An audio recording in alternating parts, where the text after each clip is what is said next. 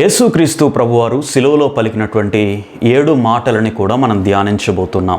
ఈ రోజున ప్రభువారు పలికినటువంటి మొట్టమొదటి మాట సిలువలో ఏం పలికారు, దాంట్లో ఉన్నటువంటి అమూల్యమైనటువంటి సత్యాలు ఏంటో ఖచ్చితంగా మనం గమనించాలి.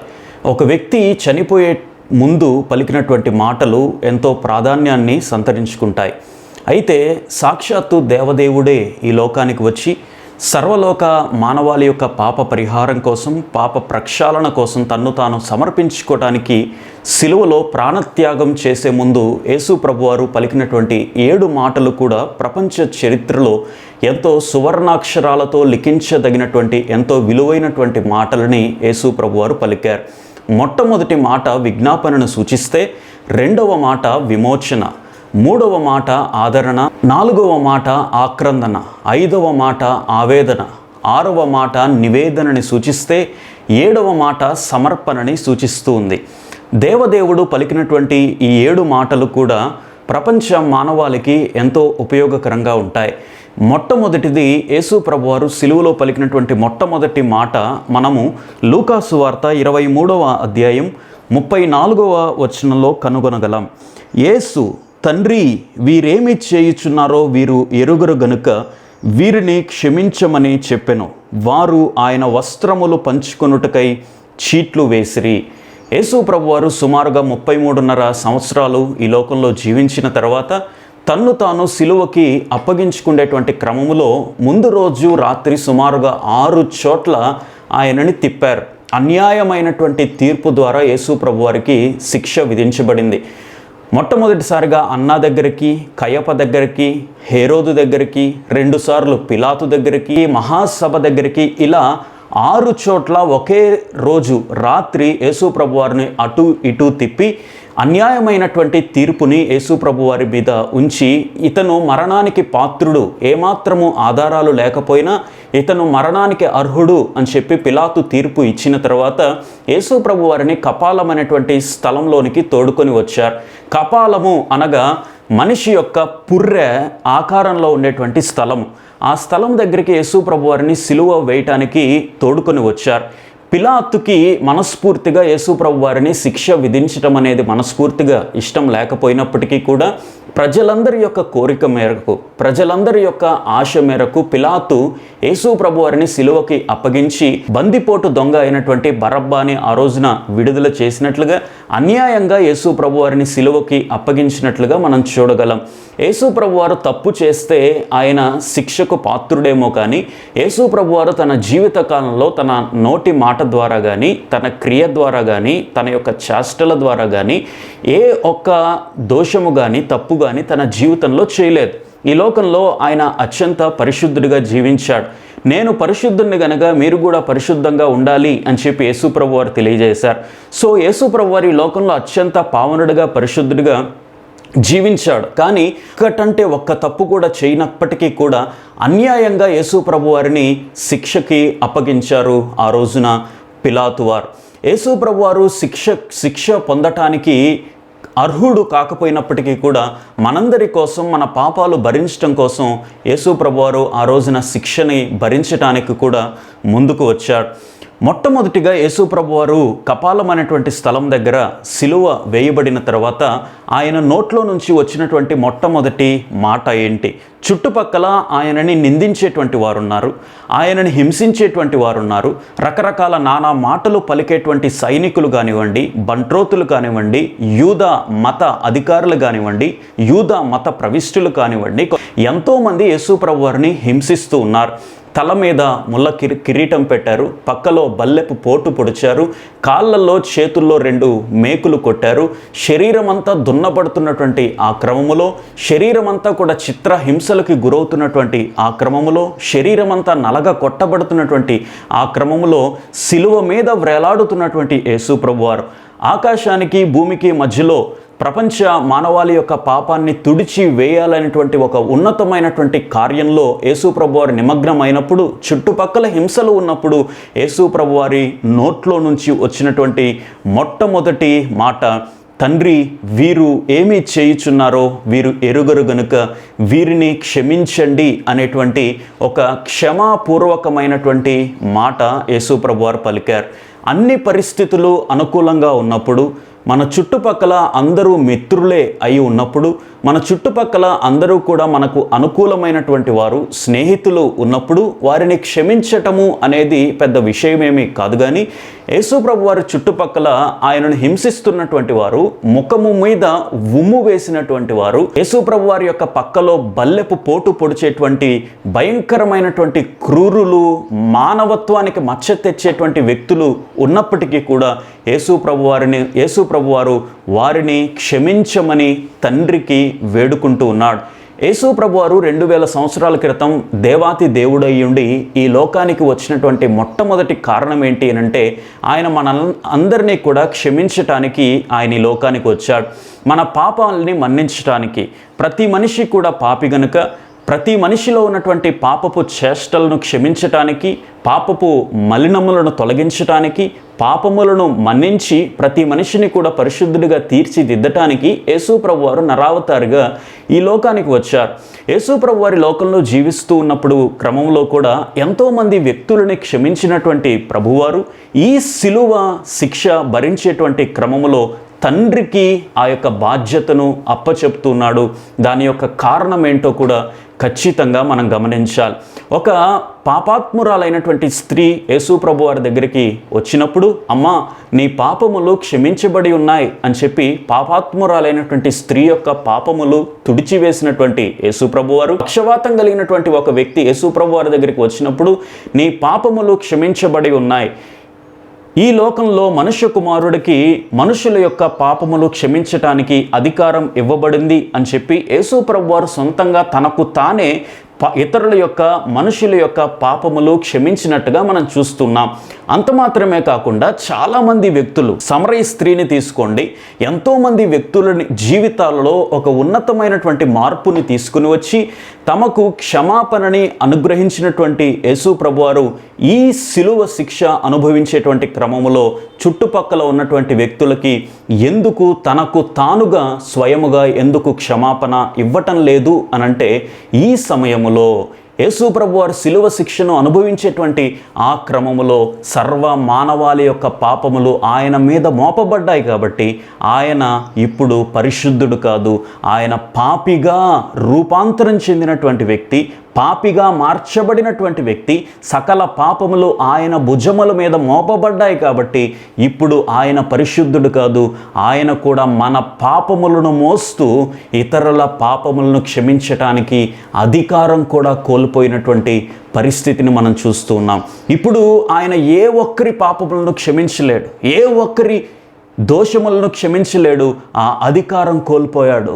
దేనికోసమనంటే మన పాపములు ఆయన భుజస్కంధముల మీద మోపబడ్డాయి కాబట్టి ఇప్పుడు పాపాత్మురాలైనటువంటి స్త్రీని క్షమించినటువంటి యేసు ప్రభువారు, పక్షవాతం కలిగినటువంటి వ్యక్తిని క్షమించినటువంటి యేసు ప్రభువారు, ఈ లోకంలో మనుష్య కుమారుడు మనిషి యొక్క పాపములు క్షమించటానికి అధికారం కలిగినటువంటి వాడు అని చెప్పినటువంటి యేసు ప్రభువారు ఆ బాధ్యతను ఈ సమయంలో తండ్రి మీద వేయటానికి కారణం ఏంటో తెలుసా? ఆయన ఇప్పుడు పాపి, మన యొక్క పాపములు, మనము అనుభవించాల్సినటువంటి శిక్షను, మనము చేసినటువంటి పాపములకి మనము శిక్ష అనుభవించాలి. ఎవరైనా కానీ మనము తప్పు చేసి ఇతరులు శిక్ష అనుభవించాలి అని అంటే ఏ ఒక్కరూ కూడా ముందుకు రారు, ఏ ఒక్కరూ కూడా ఒప్పుకోరు. కానీ ప్రభువారు మన పాపములు తన భుజస్కంధముల మీద వేసుకుని ఇప్పుడు ఆ అధికారాన్ని కూడా కోల్పోయినట్టుగా మనం చూస్తూ ఉన్నాం.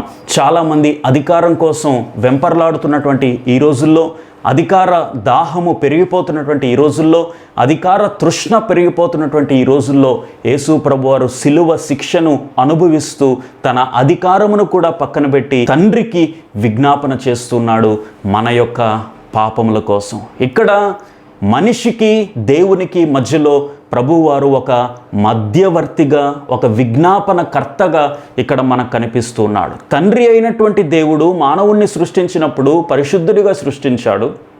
తండ్రి అయినటువంటి దేవుడు మానవుణ్ణి తన యొక్క రూపములో, తన యొక్క పోలికలో నిర్మించుకున్నాడు.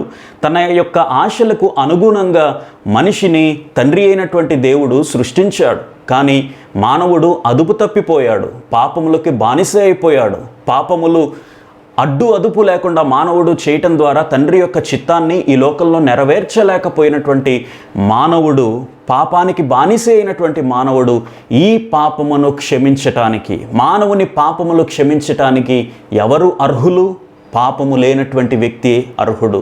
పాపము లేనటువంటి వ్యక్తి మాత్రమే ఇతరుల యొక్క పాపములు క్షమించటానికి అధికారం కలిగినటువంటి వారు.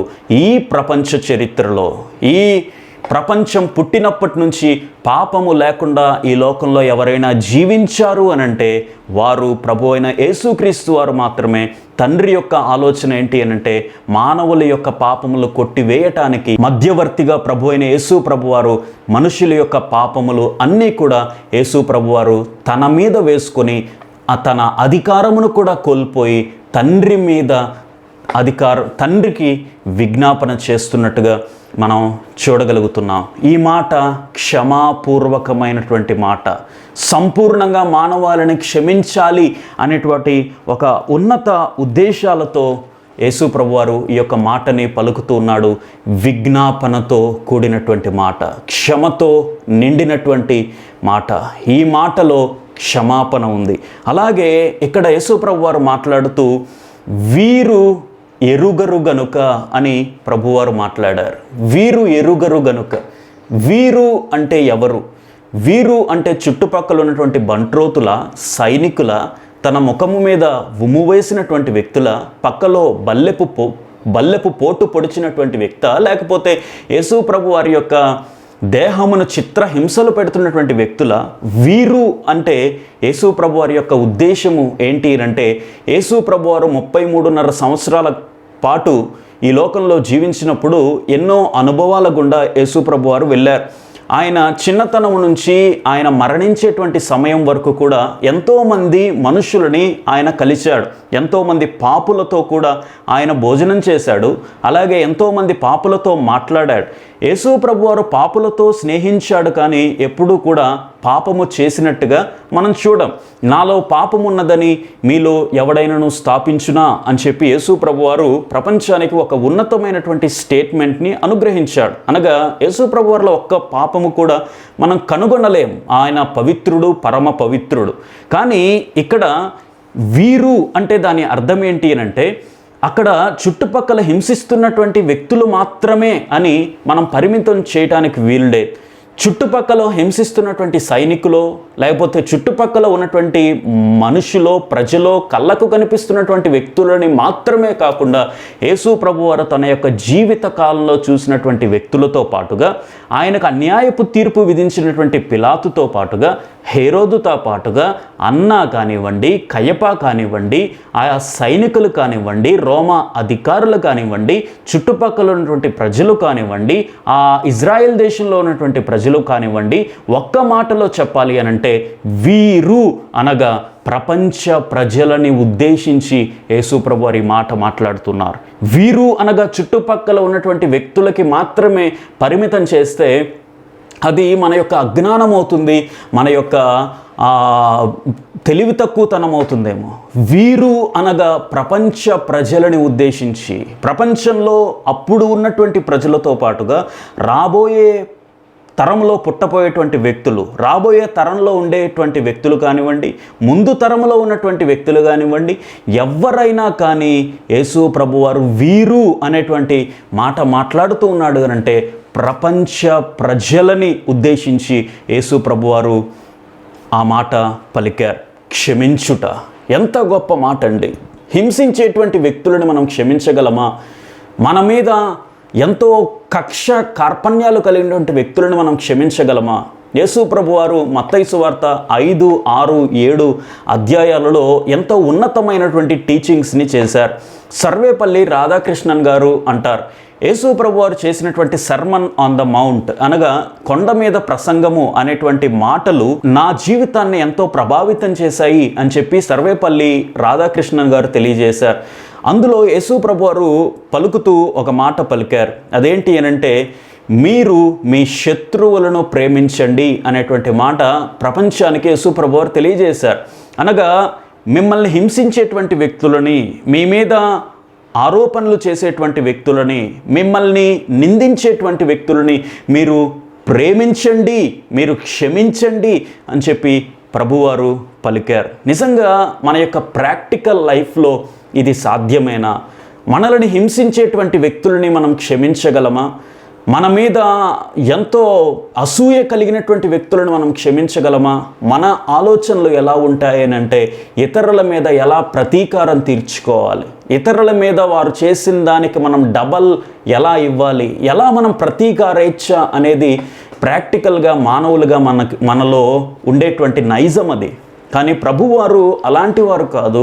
ఆయన ఎలాంటి వారు అనంటే హింసించేటువంటి వ్యక్తులను కూడా, తన మీద చిత్రహింసలు గావిస్తున్నటువంటి వ్యక్తులను కూడా మనస్ఫూర్తిగా క్షమించేటువంటి వ్యక్తిత్వం కలిగినటువంటి వారు. అలాగే కొండ మీద ప్రసంగంలో ప్రభువారు చెప్తూ శత్రువుల్ని ప్రేమించండి అని చెప్పారు కదా. చుట్టుపక్కల ఒక రకంగా చెప్పాలంటే అందరూ కూడా ప్రభువారి శత్రువులే. ఏదో కొంతమంది ఒక 3-4 యేసు ప్రభు వారి యొక్క శిష్యులు, కొంతమంది మహిళలు ఉండొచ్చేమో, కానీ మ్యాక్సిమం 90% అక్కడ ఉన్నటువంటి వారందరూ కూడా యేసు ప్రభు వారిని శిక్షించటానికి అక్కడ కూడుకున్నటువంటి వ్యక్తులే.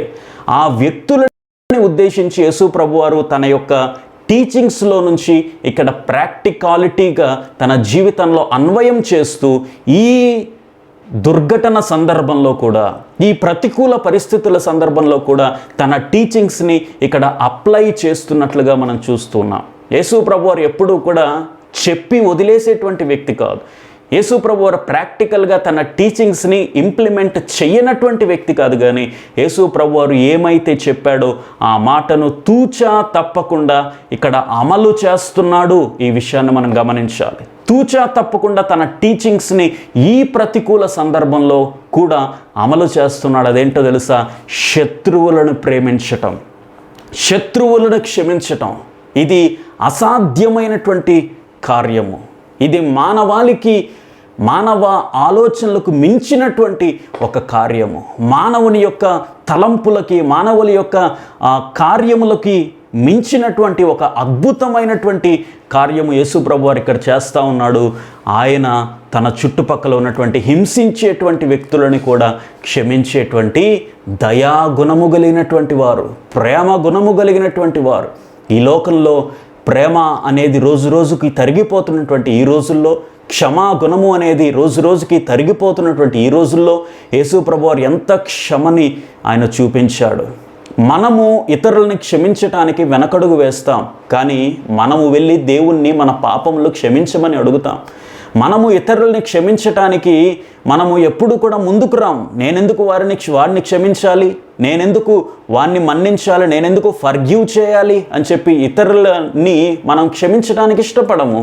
కానీ మనము వెళ్ళి, అయ్యా నన్ను క్షమించు ప్రభువా, నా పాపములు క్షమించు ప్రభువా, ఈ రోజున తప్పు చేశాను, నన్ను క్షమించు ప్రభువా అని చెప్పి మనం దేవుణ్ణి అడుగుతూ ఉంటాం. కానీ అది సరైనటువంటి ప్రక్రియ కాదు. మనము ఇతరుల్ని క్షమించినప్పుడు యేసు ప్రభు వారి యొక్క టీచింగ్స్ని మనం ఇంప్లిమెంట్ చేస్తూ చుట్టుపక్కల ప్రతికూల పరిస్థితులలో కూడా ఇతరులని క్షమిస్తూ అప్పుడు ప్రభు దగ్గరికి వచ్చాయా, నన్ను కూడా క్షమించవా ప్రభువా అని చెప్పి వేడుకుంటే ఖచ్చితంగా యేసు ప్రభువారు నిన్ను నన్ను కూడా క్షమించటానికి దయాగుణము కలిగినటువంటి వ్యక్తి. ఇప్పటి వరకు కూడా నీ జీవితంలో క్షమాపణ అనేటువంటిది లేకుండా నీ ఇష్టం వచ్చినట్టుగా నీ యొక్క చిత్తానుసారంగా ఈ లోకంలో అటు ఇటు తిరిగావేమో, కానీ యేసు ప్రభువారు ఎటువంటి పాపినైనా, ఎంత ఘోర పాపినైనా కూడా క్షమించటానికి, మన్నించటానికి, నిన్ను ఒక నూతనమైనటువంటి వ్యక్తిగా, పరమ పవిత్రుడిగా తీర్చిదిద్దటానికి మాత్రమే యేసు ప్రభువారు సిలువలో ఆ మాట పలికాడు. వీరు అనగా ప్రపంచంలో నివసించబోతున్నటువంటి ప్రతి మనిషికి సంబంధించి కూడా యేసు ప్రభువారు ఈ క్షమాపణ మాట పలికారు. పేతురు ఒకసారి వచ్చి యేసు ప్రభువారిని అడిగాడు, ప్రభువా నేను ఎన్నిసార్లు ఇతరులను క్షమించాలి అని చెప్పి పేతురు యేసు ప్రభువారిని అడిగినప్పుడు యేసు ప్రభువారు అంటారు, నీవు 70 ఏండ్ల మారుల మట్టుకు నీ యొక్క స్నేహితుని కానీ నీ తోటి వారిని నీవు క్షమించాలి అని చెప్పి యేసు ప్రభువారు తెలియజేశారు. 70 ఏండ్ల మారులు అనగా ఒక రకంగా ఆలోచన చేస్తే ఇట్ ఈస్ ఇన్ఫినిటీ, అనగా జీవిత కాలము. 70 ఏండ్ల మారులు అంటే దానికి ఒక అంతము లేదు అని మనం అనుకోవచ్చు. అనగా ఎన్నిసార్లైనా కానీ ఇతరులను క్షమించడానికి మనం ముందుకు రావాలి. దానికి ఒక కౌంట్, కేవలం 7 times అనో 10 times అనో 50 times అనో దానికి ఒక కౌంట్ ఉండటానికి వీలు లేదు. ఎన్నిసార్లు అయినా కానీ మనం ఇతరులని క్షమించటానికి ముందుకు రావాలి అని చెప్పి యేసు ప్రభువారు పేతురుకి ఒక ఉన్నతమైనటువంటి బోధని తెలియజేస్తూ ఉన్నాడు. ఈ రోజున యేసు ప్రభువారు మొట్టమొదటిగా పలికినటువంటి ఆ మాటలో మనం నేర్చుకోవాల్సింది దయాగుణము, క్షమాగుణము, ప్రేమగుణము, ఇతరుల్ని క్షమించేటువంటి గుణము. అంత మాత్రమే కాకుండా శత్రువులను ప్రేమించటంలో మనం ముందు ఉండాలి. అలాగే మనల్ని హింసలు పెడుతున్నటువంటి వారిని గురించి కూడా విజ్ఞాపన చేయాలి, వారి గురించి కూడా ప్రార్థన చేయాలి అని చెప్పి యేసు ప్రభువారు ఇక్కడ మనకి మంచి పాఠాన్ని తెలియజేస్తూ ఉన్నాడు. అలాగే ఇక్కడ యేసు ప్రభువారు తండ్రి వీరు ఏమి చేయుచున్నారో వీరు ఎరుగరు అనేటువంటి మాట అక్కడ తెలియజేస్తూ ఉన్నారు. వీరు ఎరుగరు అనగా నిజంగా యేసు ప్రభువారు అంటే ఎవరో వారికి అంత అవగాహన లేకనే యేసు ప్రభువారిని సిలువకి అప్పగించారేమో అని మనం అనుకోవచ్చు. పిలాతు యేసు ప్రభువారిని ఒక క్వశ్చన్ అడిగాడు. ఏంటి అంటే, నీవు రాజువా అని యేసు ప్రభువారిని అడిగినప్పుడు అప్పటి వరకు అన్ని ప్రశ్నలకి కూడా సమాధానం ఇవ్వకుండా మౌనముగా ఉన్నటువంటి ప్రభువారు ఇక్కడ ఒక మంచి ఆన్సర్ ఇస్తూ ఉన్నాడు. ఏంటి అంటే, నీవన్నట్టే నేను రాజుని అని చెప్పి యేసు ప్రభువారు అక్కడ పిలాతుకి సమాధానం ఇచ్చారు. సైనికులు కూడా ఒక కిరీటాన్ని యేసు ప్రభువారికి పెట్టారు. ఏంటో తెలుసా? అది ముండ్ల కిరీటం. సైనికులకి బహుశా తెలిసి ఉండకపోవచ్చు, ఆయన కిరీటము లేనటువంటి ఒక గొప్ప రాజని, మకుటము లేనటువంటి మహారాజని, కిరీటము అక్కర్లేనటువంటి ఒక ప్రపంచానికి సంబంధించినటువంటి రాజని, ఆయన కేవలం ఒక దేశానికో ఒక ప్రాంతానికో ఒక కాంటినెంట్కో కాకుండా ప్రపంచానికి సంబంధించినటువంటి రాజు అని బహుశా సైనికులకు తెలియదు కనుకనే సైనికులు ఆ రోజున ముండ్ల కిరీటాన్ని యేసు ప్రభువారి యొక్క తల మీద ధరింపజేశారు. చాలామంది కూడా యేసు ప్రభువారి మీద ఆరోపణ చేశారు. ఏంటో తెలుసా? ఇతను ప్రధాన యాజకుడు అని చెప్పి ప్రకటించుకుంటున్నాడు అని చెప్పి చాలామంది ఆరోపణ చేసినప్పుడు వారికి తెలిసి ఉండకపోవచ్చు, he is the true high priest, ఆయనే నిజమైనటువంటి ప్రధాన యాజకుడు అని చెప్పి చాలామందికి తెలిసి ఉండకపోవచ్చు. పాత నిబంధన గ్రంథంలో కేవలం అక్షరానుసారమైనటువంటి ప్రధాన యాజకులు ఉన్నారు. కేవలం గొర్రెల యొక్క, మేకల యొక్క, జంతువుల యొక్క రక్తాన్ని తీసుకుని వచ్చి ఆ యొక్క బలిపీఠం మీద ప్రోక్షించటం ద్వారా మనుషుల యొక్క పాపములు ఆ యొక్క గొర్రెల మీద వేసుకున్నప్పుడు మనుషుల యొక్క పాపములు క్షమించబడతాయేమో అనేటువంటి భ్రమలో ఉన్నటువంటి మనుషులు, ప్రధాన యాజకుల మీద ఆధారపడేటువంటి ఆ మనుషులు ఇక్కడ ఏ ప్రధాన యాజకుడు కూడా అవసరం లేకుండా సర్వలోక ప్రపంచం యొక్క మానవాళి యొక్క పాపములన్నీ కూడా యేసు ప్రభు వారి మీద వేసుకున్నటువంటి నిజమైనటువంటి ప్రధాన యాజకుడు, ధర్మశాస్త్రము అవసరం లేనటువంటి ప్రధాన యాజకుడు గనుకనే ఆ రోజున యేసు ప్రభు వారు తన్ను తానుగా ప్రధాన యాజకుడు అని తెలియజేశాడు. చాలామందికి ఈ యొక్క నిజమైనటువంటి ప్రధాన యాజకుడు తెలియక చాలామంది సిలువకి అప్పగించేశారు. వారికి యేసు ప్రభు వారి యొక్క గొప్పతనం తెలియదు. ఆయన సృష్టికర్త అని, ఆయన ప్రపంచ మానవాళి యొక్క పాపములను క్షమించడానికి అధికారం కలిగినటువంటి దేవుడని, ఆయన కన్య మరియ గర్భాన జన్మించాడు అని, ఆయన అనంత లోకములను సృష్టించినటువంటి మహాలోక సృష్టికర్త అని చెప్పి, అలాగే ఈ లోక ఆవిర్భావము ఆయన ద్వారా జరిగిందనేటువంటి విషయం దగ్గర నుంచి, ఆయనను నమ్ముకుంటే నిత్య జీవము వస్తుందనేటువంటి విషయం దగ్గర నుంచి చాలామందికి అవగాహన లేక సిలువకి అప్పగించేశారు. గనుక ఇక్కడ ప్రభువారు చెప్తా ఉన్నారు, వీరు ఎరుగరు గనుక వీరిని క్షమించండి. ఈ రోజున నీకు నాకు కూడా తెలుసు ఒక మాట, నీకు నాకు కూడా ఒక సత్యం తెలుసు. అదేంటో తెలుసా? యేసు ప్రభువారు నిజమైన సృష్టికర్త, యేసు ప్రభువారు నిజమైనటువంటి దేవుడు. యేసు ప్రభువారు నీ కోసం నా కోసం పరలోకాన్ని విడిచిపెట్టి ఈ లోకానికి ఏతెంచినటువంటి నిజమైనటువంటి దేవుడని, యేసుక్రీస్తు ప్రభువారిని నమ్ముకుంటే కేవలం పాపాలు క్షమించబడటమే కాకుండా ఒక నూతనమైనటువంటి జీవితాన్ని యేసు ప్రభువారు ఇవ్వగలరని, అంత మాత్రమే కాకుండా చీకటిమయమైనటువంటి మానవుని జీవితాన్ని వెలుగుమయంగా మార్చగలిగినటువంటి శక్తి యేసు ప్రభువారికి ఉందని, ఈ లోకాన్ని విడిచిన తర్వాత ఒక మానవుని ఆత్మ పరలోక రాజ్యంలో ప్రవేశించాలంటే దానికి మార్గము యేసుక్రీస్తు ప్రభువారే మాత్రమే అని చెప్పి ఆ మార్గమును గురించి, ఆ దేవుణ్ణి గురించి, ఆయన యొక్క సూక్తులను గురించి, ఆయన యొక్క వాక్యములను గురించి ఎరిగినటువంటి మనము, తెలుసుకున్నటువంటి మనము ఈ రోజున ప్రభువారిని మన చేష్టలతో, మన క్రియలతో మనము హింసిస్తూ ఉన్నాం. ఆ రోజున వారు ఎరుగక ముళ్ళ కిరీటం పెట్టారు. ఆ రోజున వారు ఎరుగక చేతులకి కాళ్ళకి మేకులు కొట్టేశారు.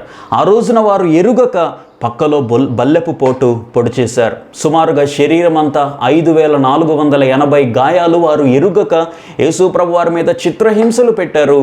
ఆ యొక్క గాయపు పోట్లు పొడిచారు. ఆ శరీరం అంతా రక్తపు ముద్దలా తయారయ్యే వరకు ప్రజలు ఎంతగా ఆయనను క్రూరముగా, ఒక మనిషిగా కూడా లెక్కించకుండా ఎంతగా ఆయనను హింసించారో మనం చూడగలం. ఎంత భయంకరమైనటువంటి శిక్షను యేసు ప్రభు వారి మీద వేశారో ఎందుకో తెలుసా? ఆయన యొక్క గొప్పతనము తెలియక, ఆయన క్షమించేటువంటి మనస్సు కలిగినటువంటి వాడు అని తెలియక, ఆయన నిన్ను అమితంగా ప్రేమిస్తున్నాడు అని తెలియక, ఆయన తప్ప ఈ ప్రపంచంలో ఇంకా ఏ ఒక్కరూ కూడా మానవాళికి నిత్య జీవాన్ని ప్రసాదించలేరు అని వారికి తెలియక ఆ రోజున ప్రభువారిని అంతగా చిత్రహింసలు పెట్టేశారు. ఈ రోజున తెలిసినటువంటి మనము ఏం చేస్తున్నాం? ఈ రోజున ఎరిగినటువంటి మనము ఆయనని మన కార్యాల ద్వారా హింసించటం లేదా? ఒకసారి ఆలోచించే, తండ్రి వీరు ఏమి చేయుచున్నారో వీరు ఎరుగరు గనుక వీరిని క్షమించండి. ఎంత దయాగుణం అండి మన ప్రభువారిది! ఎంత ప్రేమామయుడండి మన ప్రభువారు! ఎంత కరుణా సంపన్నుడండి మన ప్రభువారు! ఎంత కనికర సంపన్నుడండి మన ప్రభువారు!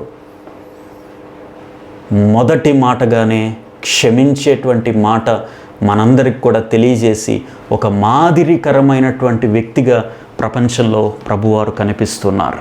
ఈ రోజున ఆయన గురించి ఎరిగినటువంటి మనము ఆయనని మన కార్యాలతో హింసించకుండా, మన కార్యాలతో బాధ పెట్టకుండా మనము కూడా ఆయన వలె జీవించటానికి, ఆయన వలె క్షమించటానికి, ఆయన వలె ప్రేమించటానికి, ఆయన వలె కనికర హృదయం కలిగి ఉండటానికి ప్రయత్నం చేద్దామా? కళ్ళు మూసుకుందాం, ప్రార్థన చేసుకుందాం. పరిశుద్ధుడా, జీవం కలిగిన తండ్రి, నాయనా సిలువలో ఆ రక్తపు ముద్దలా మారినటువంటి మీ యొక్క శరీరము చూడటానికి అందవిహీనముగా, అందవికారముగా మారినటువంటి మీ శరీరం ఎందుకు ప్రభువా? నాయనా మా పాపములు, మా దోషములు మీ మీద వేసుకొని ప్రభువా, మీరు అధికారము కూడా కోల్పోయి తండ్రి మీద మీరు విజ్ఞాపన చేస్తున్న విధానాన్ని బట్టి మీకు స్తోత్రములయ్యా. నాయనా మా యొక్క పాపములు క్షమించబడటానికి మీరు చివరి రక్తపు బొట్టు వరకు ఎంతగా ప్రయత్నము చేశారో నాయన మేము చూడగలం ప్రభువా. నాయనా మీరు ఎంత దయాగుణము కలిగినటువంటి దేవుడవు ప్రభువా. నాయన ప్రపంచంలో ఉన్నటువంటి ప్రతి మనిషి యొక్క పాపము నిర్మూలించబడాలి అంటే అది కేవలం నీ ద్వారా మాత్రమే సాధ్యము అని చెప్పి మేము ఈ రోజున తెలుసుకోగలుగుతున్నాం. నీకు స్తోత్రములు ప్రభువా. ఇక ఎప్పుడూ కూడా మేము ఇతరులని హింసించేటువంటి వ్యక్తులుగా కానీ, ఇతరులని ప్రభువా మరి ఇతరుల మీద ప్రతీకారేచ్ఛ తీర్చుకునేటువంటి వ్యక్తిగా కానీ మేము ఉండకుండా సహాయం చేయమని ప్రార్థన చేస్తున్నాం. నీ కృపతో నింపమని ప్రార్థన చేస్తున్నాం. అధికారము కోల్పోయి మా పాపములను క్షమించమని అడిగినటువంటి విజ్ఞాపన కర్తవ్య గనుక నీకు నిండు కృతజ్ఞతలు చెల్లిస్తూ ఈ మాట ద్వారా మా ప్రియులందరూ కూడా ఆదరించబడ్డారు, ఆత్మీయంగా బలపరచబడ్డారు అని విశ్వసిస్తూ యేసుక్రీస్తు వారి శక్తిగల నామంలో ప్రార్థిస్తున్నాము తండ్రి. Amen. Thank you so much.